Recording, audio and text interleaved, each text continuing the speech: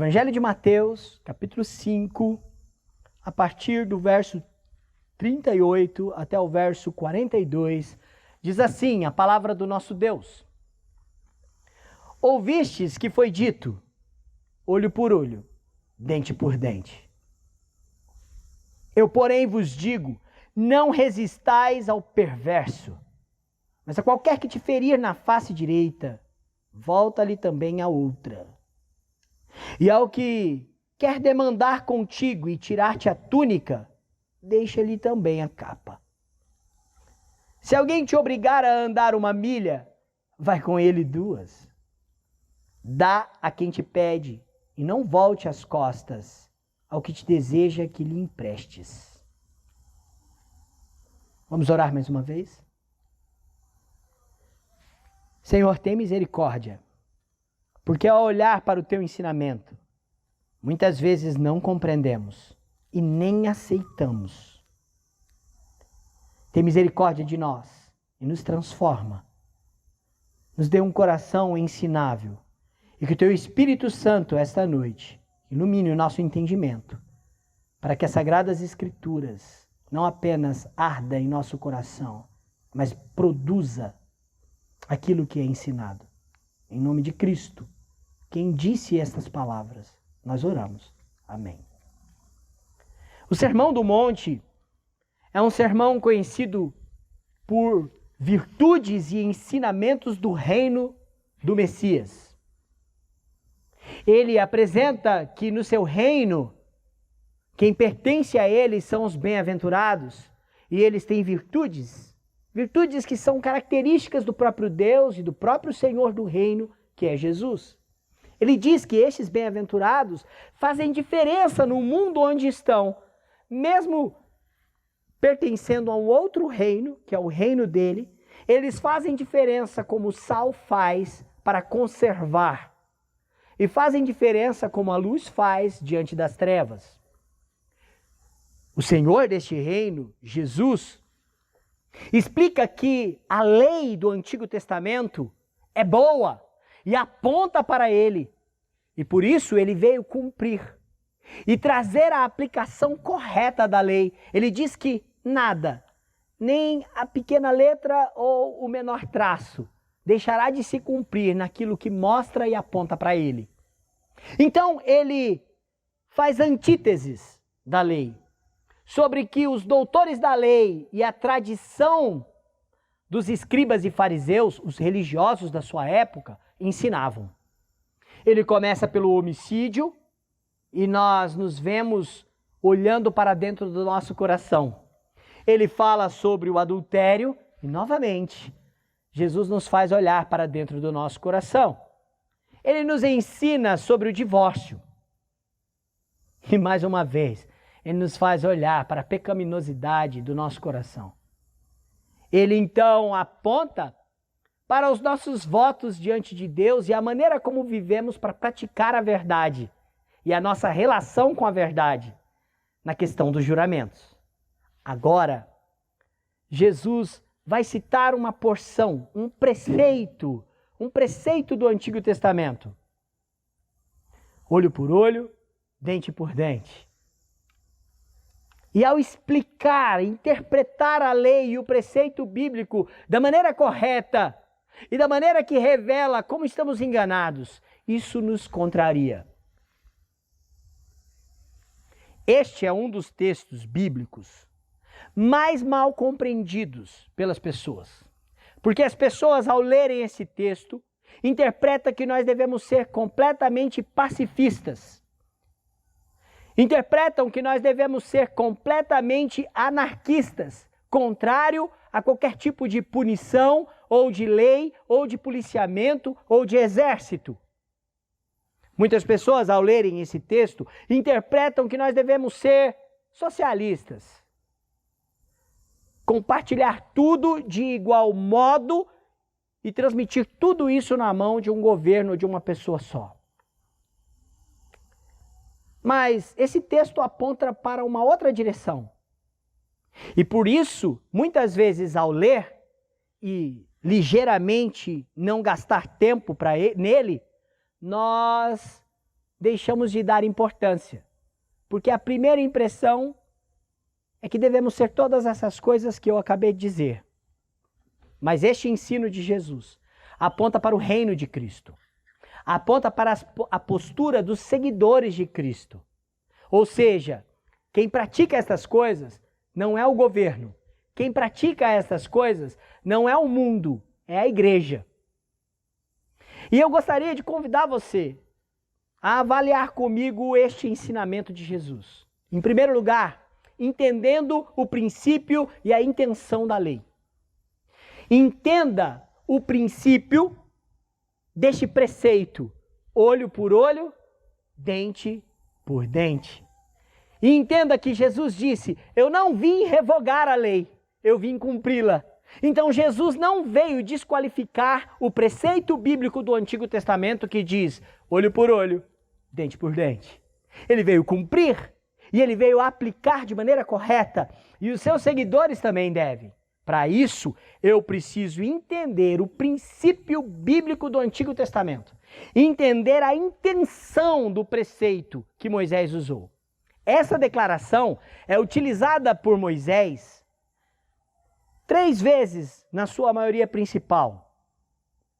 Nos escritos da lei, no Pentateuco. Primeira vez em Êxodo, no capítulo 21, verso 24. Olho por olho, dente por dente, mão por mão, pé por pé. Levítico 24, versículo 20. Fratura por fratura, olho por olho, dente por dente. Como ele tiver desfigurado algum homem, assim se lhe fará. Deuteronômio, capítulo 19, verso 21. Não o olharás com piedade.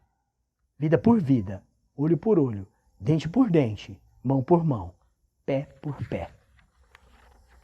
Parece tão severo e parece que Jesus está mudando essa lei no Novo Testamento. Mas nós não podemos deixar de olhar para o preceito, a intenção da lei. Qual o motivo, então, dessa declaração? Por que Moisés, repetidas vezes, mandado por Deus, porque foi uma ordem divina, foi um preceito divino para a lei e para os escritos, por que então essa declaração foi dada? Bom, eu separei alguns destes motivos que ficam claros no contexto dos textos do Antigo Testamento, destes textos que eu citei. E o primeiro deles é para evitar o mal e controlar o excesso. Este preceito, olho por olho, tem o objetivo de evitar a maldade, de controlar o excesso nas reações a uma ofensa ou a um dano causado a alguém, promovendo ira e vingança pessoal, gerando violência desproporcional e exagerada ao mal cometido. Significa que existe este preceito para controlar o revide. Controlar o excesso na reação do mal feito a mim ou a você. O objetivo da lei era dizer assim, se alguém te feriu no olho, você não pode matá-lo. A punição tem que ser equivalente. Então, o primeiro objetivo da lei é trazer um equilíbrio, controlar o excesso, não permitir que os ânimos exaltados, que a ira, transforme a reação numa vingança pessoal. Nós temos um exemplo bíblico disso, Lameque. Lameque é descendente de Caim. Já ouviu falar da história dele?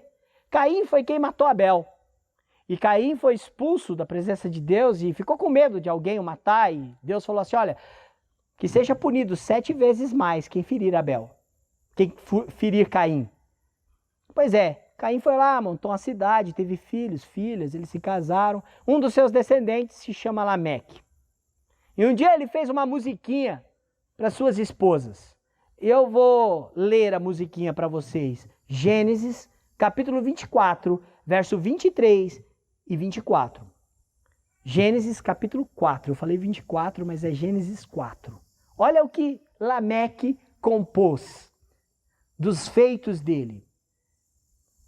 E disse Lameque às suas esposas, Ada e Zilá, ouvi-me, vós mulheres de Lameque, escutai o que passo a dizer-vos. Matei um homem porque ele me feriu, e um rapaz porque ele me pisou. 7 vezes tomará vingança de Caim. De Lameque, porém, 70 vezes 7. Lameque matou um homem porque o feriu. Lameque se vingou de um rapaz porque o humilhou, o pisou. Você percebe que a natureza humana revida o mal feito de uma maneira mais exagerada? O objetivo é controlar, é evitar o excesso quando se sofre uma ofensa e fazer isso de maneira justa. Uma outra característica da lei, deste preceito, é o princípio da preservação. Sim, para que o castigo e as punições dos crimes fossem equivalentes. Você não vai fazer como Lameque. Você foi humilhado e mata a pessoa. Você não vai cumprir a esta reação de justiça com um ato desproporcional. É para evitar o exagero da vingança pessoal. Outro princípio é o princípio da justiça. Olha, para a justiça ser justiça, ela não pode ser excessiva. Ela não pode se exceder daquilo que é devido, daquilo que é exigido. Então, este preceito, olho por olho, dente por dente, tem o objetivo de estabelecer justiça. E justiça só é justiça quando ela é exercida sem excessividade de um dos lados. A lei, nesta legislação aqui, neste preceito, aponta e ensina sobre a gravidade e o castigo. Dependendo da gravidade, se pune. Inclusive, este preceito mosaico da lei, da Torá, do Pentateuco, é utilizado até hoje para regulamentações de leis gerais. Me confirmem aí os estudantes de direito. A bem da verdade, o princípio da justiça.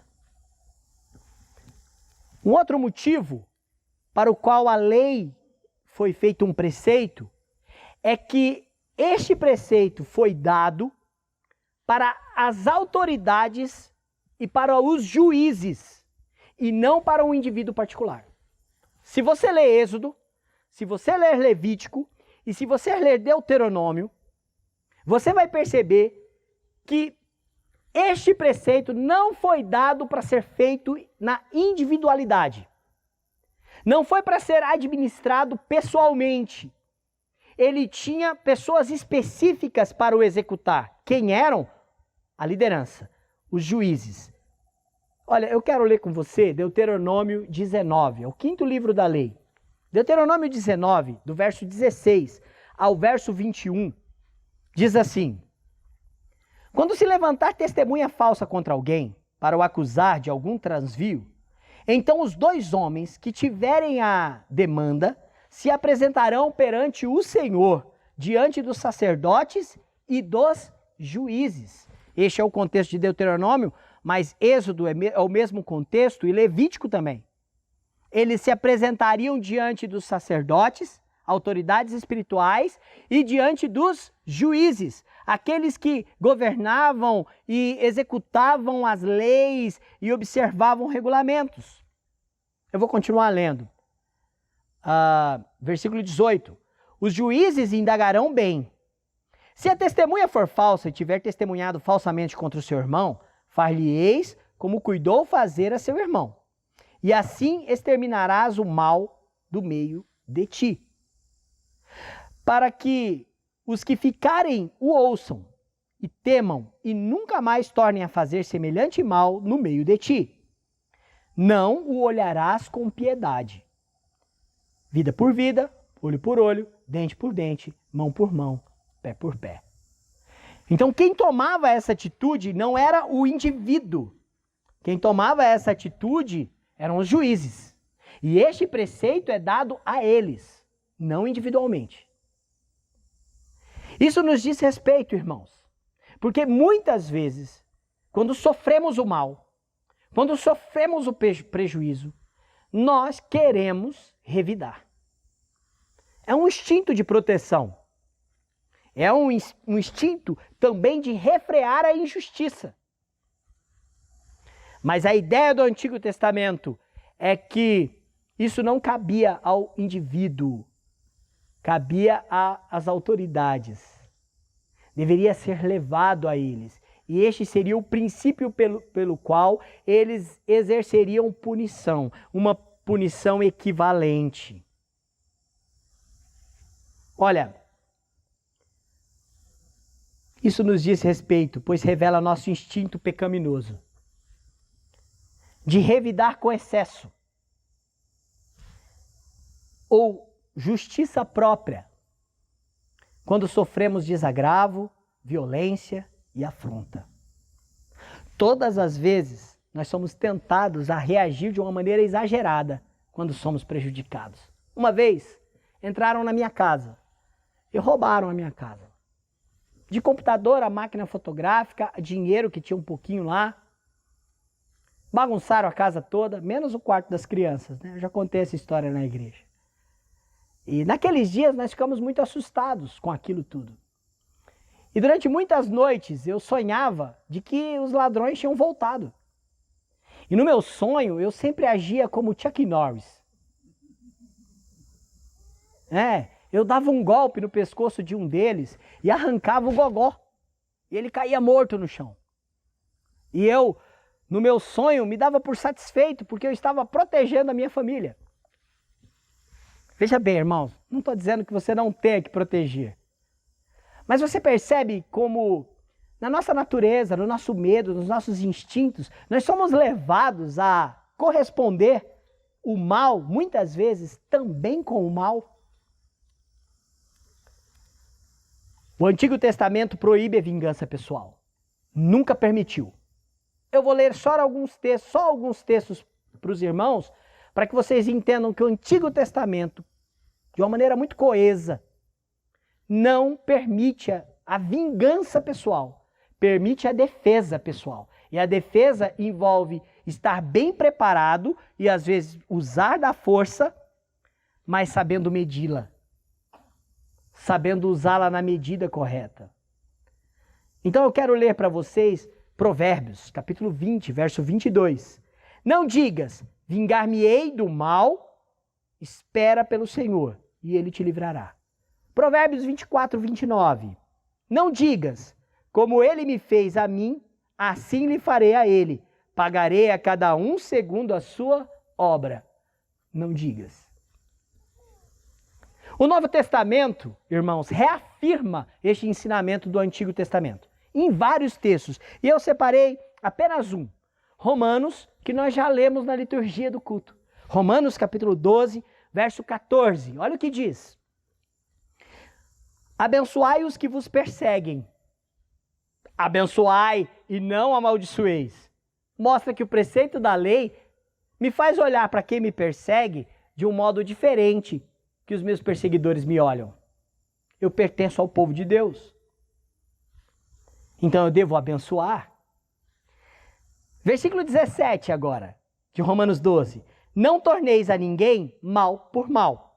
Esforçai-vos por fazer o bem perante todos os homens.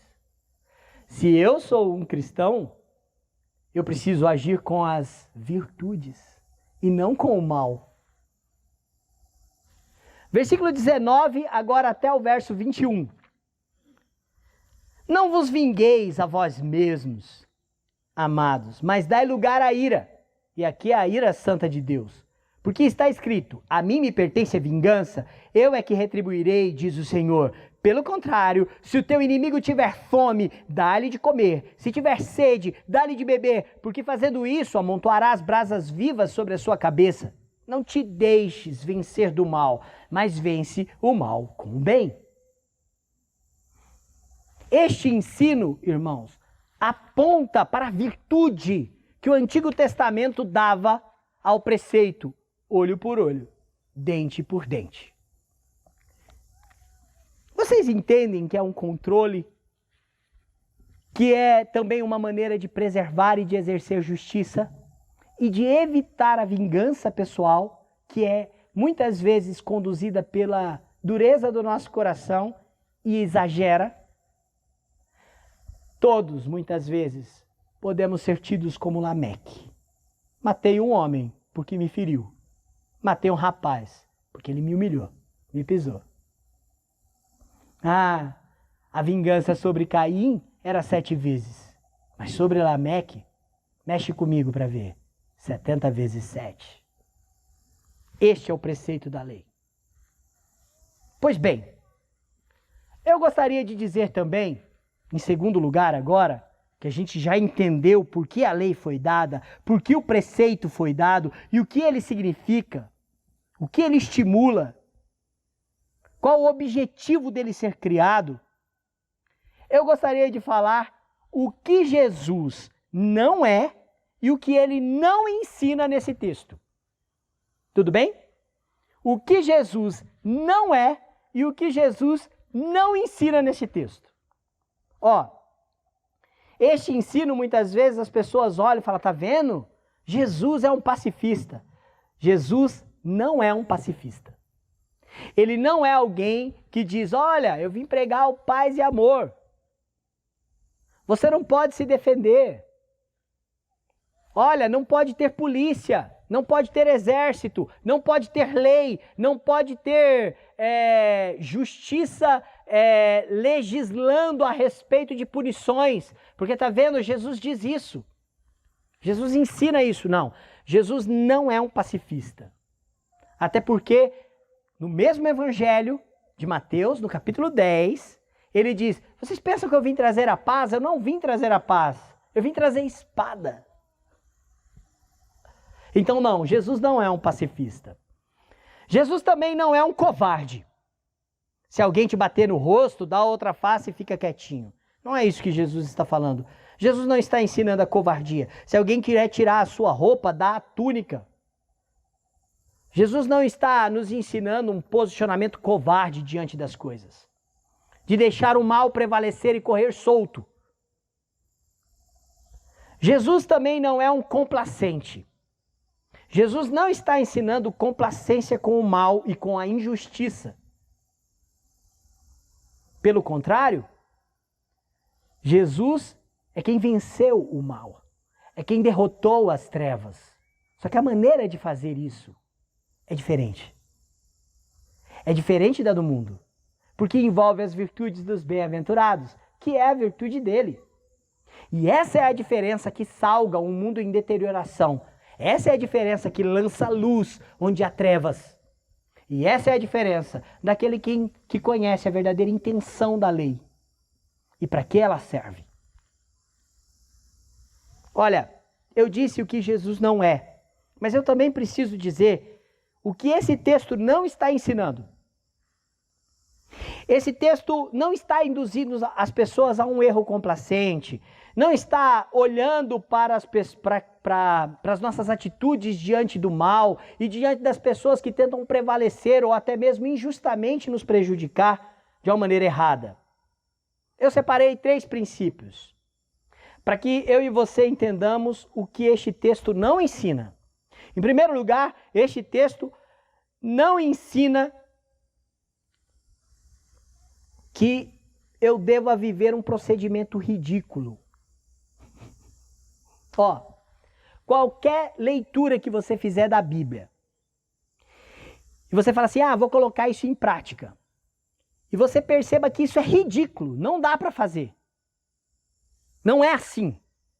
É igual o que Jesus mesmo falou, por exemplo, se o teu olho direito te faz pecar, arranca-o fora. Muitos no passado, na igreja medieval, arrancaram o olho, cortaram os braços para evitar pecar. E não entenderam que Jesus estava falando de um princípio e não literalmente. Então não, este ensino não leva você a um procedimento ridículo. Ele ensina outra coisa. Não é para você sair virando o rosto para todo mundo que te bater. Não é para você sair pelado ou se permitir roubar, ou deixar tomar uma túnica. Não é para você abrir a mão e perder todos os recursos que você tem, de uma maneira imprudente ou irresponsável. Não. Este ensino não leva a um procedimento ridículo. Segunda coisa que este texto não ensina. Esse texto não ensina, não é um ensino impossível. Não pode ser. Se o ensinamento de Jesus for impossível de cumprir, então a Bíblia está mentindo a respeito daquilo que ele nos ordenou. Porque as suas ordenanças, os seus mandamentos são possíveis, são acessíveis. E ele espera que façamos, que o obedeçamos. Então não, se o objetivo for difícil de cumprir, a interpretação está errada. For impossível de cumprir, então está errado. Muitas pessoas olham e dizem, mas pastor, isso aqui é impossível. Ninguém consegue fazer todas essas coisas. Porque olham para este ensino e veem eles apenas literalmente e não o princípio que ele nos ensina. Terceiro lugar, além, o que não é ridículo. Não pode levar a um procedimento ridículo. Segundo lugar, não deve ser impossível de praticar. Porque se for impossível, está errado. E muitas vezes as pessoas olham para este ensino e falam assim, mas isso aqui é impossível de praticar. Porque estão olhando só para a parte em que está sendo dita literal e não olham o princípio que está por trás. Terceiro lugar, não é um ensinamento contraditório às Escrituras. Vou lembrar um ensinamento de hermenêutica, principalmente a hermenêutica bíblica, que é a interpretação das Escrituras. As Escrituras interpretam a própria Escritura. Então, o ensino de Jesus, por maior que seja ou menor, não pode ser contraditório ao ensino do próprio Senhor Jesus nos Evangelhos e não pode ser contraditório ao ensino das Escrituras. Então, por isso é importante conhecer o que realmente a lei e o motivo e a intenção pelo qual o preceito foi feito. Porque ao olhar para o contexto, para a intenção da lei, você percebe que aquilo que Jesus vai ensinar é diferente dos fariseus. Porém, está em conformidade, é coeso com os demais ensinos de Jesus e também é coeso com as Escrituras Sagradas. Por isso, irmãos, Jesus não é um pacifista, não é um covarde, não é um complacente. Esse ensino não é um ensino ridículo, nem impossível, e muito menos controverso. Por isso eu quero chamar a sua atenção para a terceira característica, e nós vamos parar pela terceira hoje. Um ensino distorcido pelos religiosos. Quando Jesus cita, ouvis o que foi dito, ele está fazendo a referência para os escribas e fariseus, doutores da lei, que citavam este preceito, mas citavam com um procedimento distorcido, equivocado, errado. A ênfase dos fariseus não era a ênfase da lei.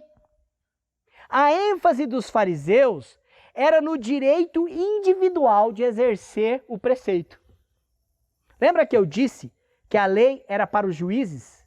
Que o preceito olho por olho, dente por dente, era para ser executado pelas autoridades que iriam avaliar os casos, ouvir as testemunhas e então tomar um posicionamento equivalente e não um ato de vingança pessoal? Pois bem, os fariseus e os doutores da lei interpretavam: todo mundo tem direito de reação, olho por olho, dente por dente.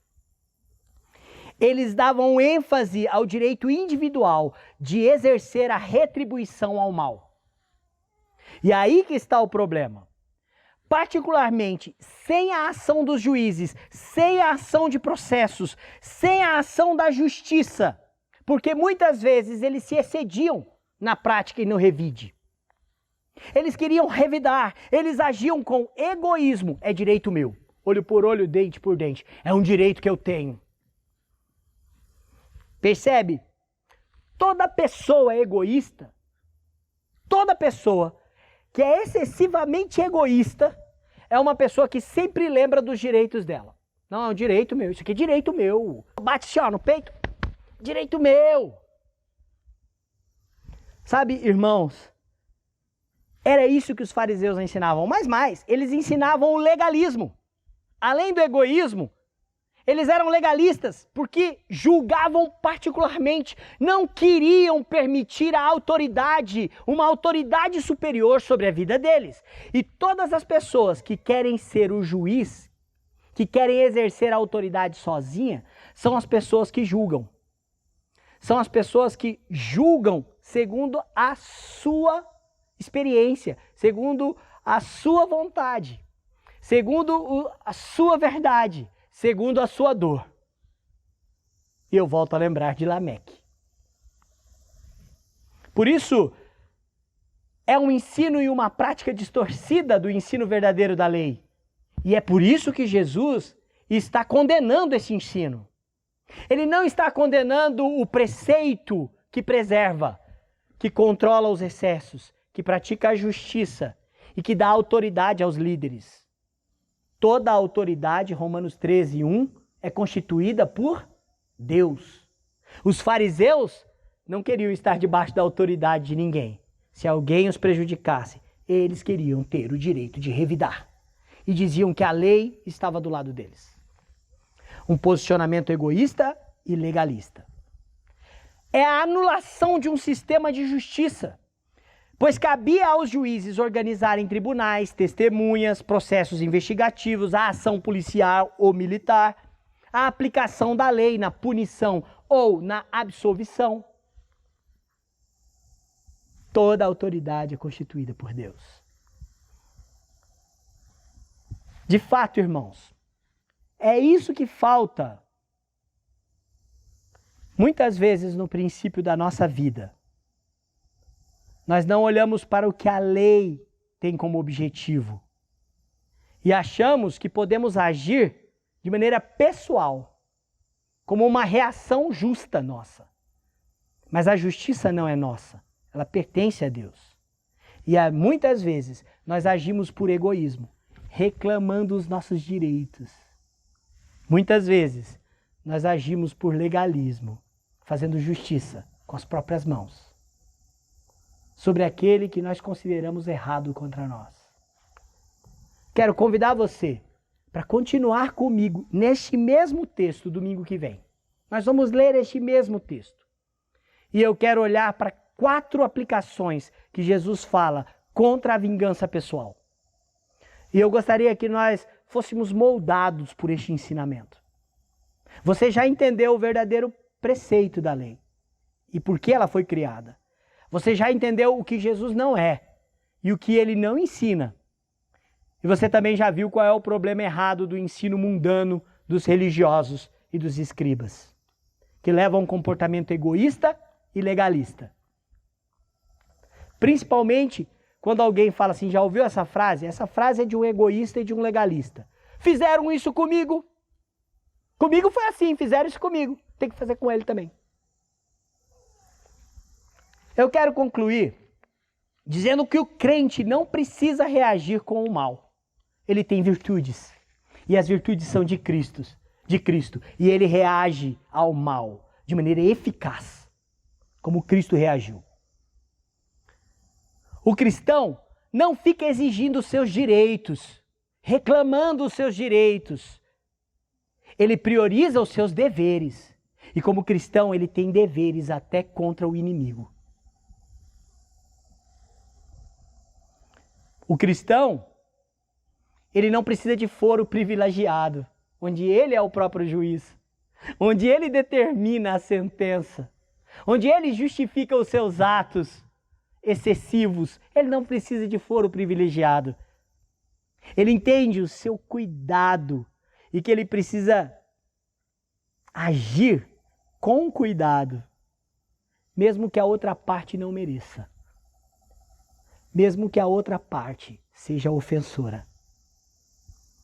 Que Deus tenha misericórdia de nós. E que Deus nos faça olhar para quem ensinou isso. Porque estes ensinos nos ensinam a proceder dentro do reino dele, ao qual nós devemos pertencer.